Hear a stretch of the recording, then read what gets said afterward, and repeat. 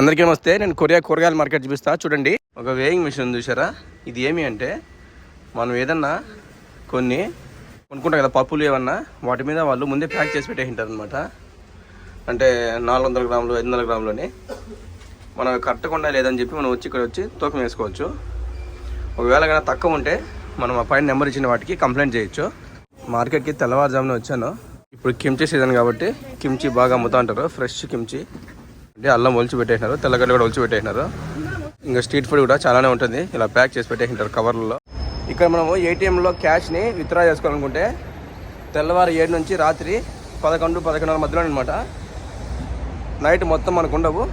టమాటాలు చలికి రేటు బాగా పెరిగిపోయినాయి. ఈ బుట్ట వచ్చింది 300 రూపాయలు. ఇక్కడ గోల్డ్ 24, 18, 14 క్యారెట్ ఆర్నమెంట్స్ దొరుకుతాయి. ఇతను నేపాల్ అతను. Thank you. కాయిన్ బాక్స్ కూడా దండిగా ఉంటాయి.